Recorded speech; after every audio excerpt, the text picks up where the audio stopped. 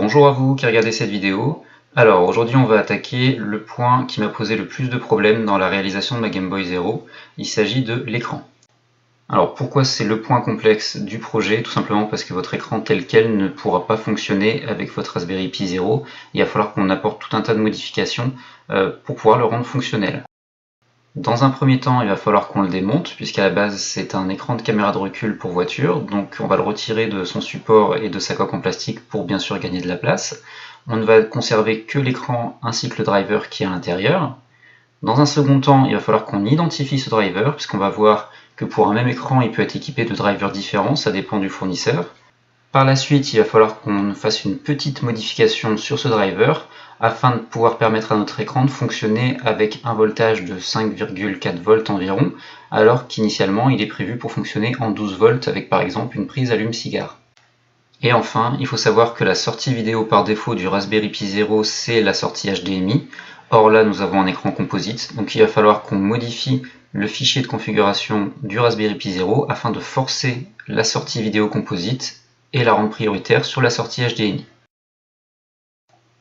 Avant de démarrer, je souhaiterais remercier chaleureusement un de mes abonnés qui m'a grandement aidé pendant cette étape. Il s'agit de FoxADN. Donc il m'a donné tous les liens nécessaires pour pouvoir résoudre mes problèmes de branchement et de pontage de mon driver. Et accessoirement, il a subventionné l'intégralité de l'achat d'un nouvel écran pour ma Game Boy après que j'ai flingué mon premier avec un mauvais pontage. Donc encore un grand merci à lui. La première chose que vous allez devoir faire après avoir reçu votre écran, c'est de l'ouvrir. Donc pour ça, rien de plus simple, vous avez 4 vis au niveau du support en plastique qu'il faut retirer. Vous allez arriver dans cette configuration là, donc en haut vous avez le driver qui permet de faire fonctionner l'écran et de le raccorder. En dessous vous avez 3 boutons poussoirs momentanés qui permettent de régler les paramètres de l'écran comme la langue, la luminosité, etc. Vous avez juste à retirer 2 petites vis qui se trouvent à ces endroits pour pouvoir les retirer. Deux solutions s'offrent à vous. Soit vous décidez de conserver ces 3 boutons de réglage que vous intégrez à votre console, soit vous les retirez et vous réutilisez les boutons poussoirs en tant que boutons L et R pour l'arrière de votre console. Pour ce faire, vous prenez une pince et vous coupez les 4 pattes de fixation à leur base, ce qui vous permettra de récupérer 3 interrupteurs. Vous avez tout à fait la possibilité sinon d'en acheter sur internet, ça se trouve assez facilement. Pour finir, en décortiquant la protection en plastique qui entourait l'écran, je me suis rendu compte que certains pas de vis avaient exactement le même diamètre que ceux qui étaient présents à l'avant de la console et qui permettaient de fermer la Game Boy. J'ai donc décidé de conserver 2 morceaux de cette protection écran, à voir s'ils vont pas pouvoir me servir plus tard pour pouvoir refermer la console. La première difficulté qu'il va falloir surmonter concernant l'installation et la configuration de notre écran, c'est tout simplement d'identifier l'écran que vous allez acheter. Je m'explique, sur le marché actuellement, sur les différentes plateformes de vente connues telles que AliExpress, eBay, Amazon ou autres, vous avez 10 modèles différents d'écrans 3,5 pouces LCD qui reviennent systématiquement. Tous ces écrans sont absolument identiques d'un point de vue extérieur. Certains ont les 3 boutons à droite, d'autres ont les 3 boutons à gauche, mais c'est la seule différence notable que vous avez entre tous ces modèles, et encore ça peut varier. Le seul moyen de savoir quel écran vous avez entre les mains parmi ces 10, c'est de l'ouvrir et de vérifier quel driver il y a à l'intérieur, puisqu'ils sont tous différents. Par chance pour nous, tous ces modèles de drivers ont été identifiés et répertoriés sur un site, donc c'est le wiki de Sudomod, je vous donnerai le lien dans la description bien sûr. La seule chose que vous allez avoir à faire, c'est d'ouvrir votre écran, de regarder votre driver et de le comparer à ces 10 là pour pouvoir identifier le vôtre. Ça aura une grande importance pour la prochaine étape qui sera le pontage de votre driver, c'est-à-dire de pouvoir faire une petite modification dessus afin de pouvoir le rendre compatible avec une alimentation en 5,4 volts alors qu'à la base il est prévu en 12 volts. Pour que vous puissiez y voir plus clair, on va prendre un exemple concret. Moi dans mon écran je suis tombé sur ce type de driver, donc c'est de mémoire la variante numéro 9. On va déjà identifier les différents câbles qui sont reliés à ce driver. Vous avez dans un premier temps le câble rouge qui est l'alimentation, ensuite le câble noir qui est la masse, et 2 sorties vidéo. Donc on n'en aura besoin que d'une, je vous conseille de prendre celle qui est juste à côté de la masse, qui est la sortie AV1. En vérifiant sur le lien que je vous ai donné précédemment, la modification à faire sur ce type de driver pour pouvoir le rendre compatible avec du 5 volts est celle-ci, c'est-à-dire qu'il faut souder un câble sur la 3e broche à gauche de ce composant, et de le relier à l'alimentation. Et comme par magie, votre écran pourra être compatible avec une alimentation en 5,4 volts. Je vous conseille tout de même, après avoir identifié votre driver et après avoir vu quelle manipulation faire à l'intérieur, de recouper cette information avec d'autres sources sur d'autres forums pour avoir le retour de personnes qui ont fait vraiment concrètement ces modifications et qui peuvent confirmer que c'est bien fonctionnel. On va maintenant pouvoir terminer le branchement de l'alimentation. On avait nos câbles qui provenaient de l'interrupteur on-off et ceux qui allaient en direction du Raspberry Pi. Concernant le réglage de la tension sur le booster de volt, j'ai retenu 5,4. Peut-être qu'une tension inférieure pourrait suffire à alimenter et le Raspberry Pi et l'écran, mais j'ai pas fait l'ensemble des tests, sachez juste qu'avec cette tension ça fonctionne. Pour pouvoir alimenter notre écran, il va nous falloir souder un autre câble rouge sur la sortie Vout plus du booster de volt, câble qui sera raccordé sur l'alimentation du driver, et un second câble noir sur la sortie Vout- du booster de volt qui lui sera relié tout simplement sur la masse du driver. Concernant le troisième câble qui sort du driver et qui correspond à la sortie AV1, il faut que vous repériez le port TV sur le Raspberry Pi 0.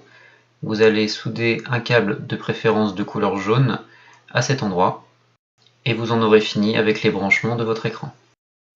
Il ne vous restera plus qu'à alimenter votre Raspberry Pi. Pour ce faire, il vous faut repérer les deux ports PP1 et PP6 qui se situent sous le premier port micro USB. On va brancher sur le PP1 le câble rouge qui provient du booster de volt et qui n'avait toujours pas été raccordé.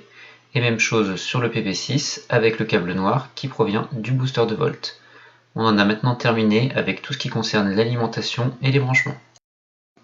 Arrivé à ce stade du projet, il va falloir que vous installiez votre système de jeu à l'intérieur de votre console. Moi je vous conseille fortement d'installer Recalbox, tout simplement parce que c'est le plus simple et le plus rapide à prendre en main et à installer.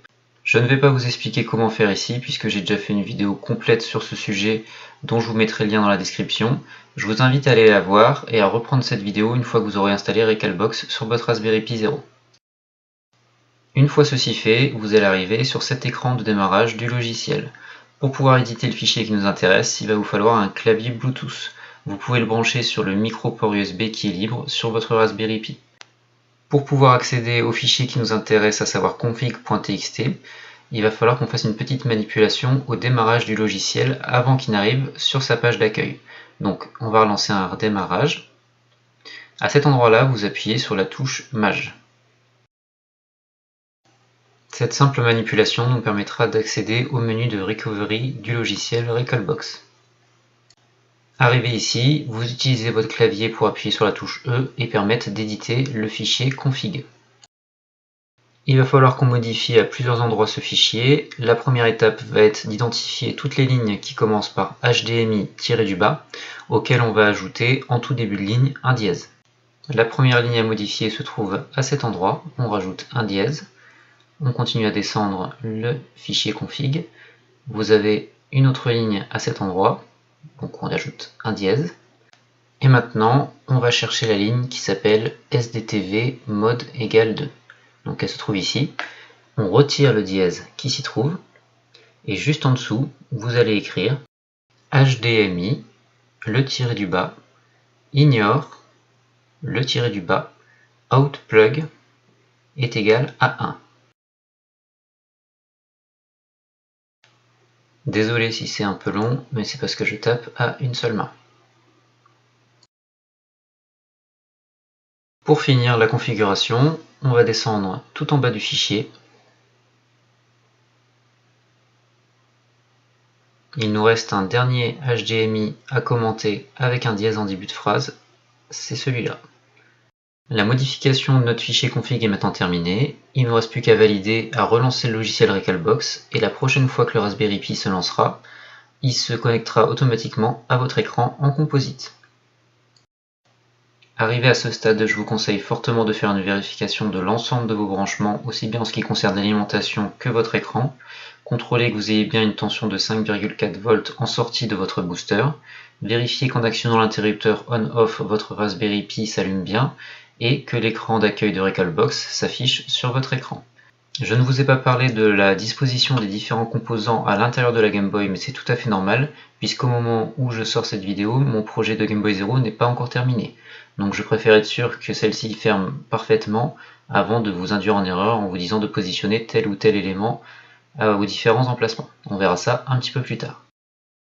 Voilà ce qui conclut cette vidéo. Je viens de me rendre compte qu'en essayant d'être le plus concis possible, ça fait quand même une vidéo d'à peu près 10 minutes juste pour l'écran, mais ça me semblait important de vous préciser tous ces points parce que pour moi ça a vraiment été le point noir de la Game Boy Zero et j'ai vraiment galéré. Alors j'espère qu'après avoir regardé cette vidéo, vous allez beaucoup moins galérer que moi. Sur ce, je vous dis à très bientôt.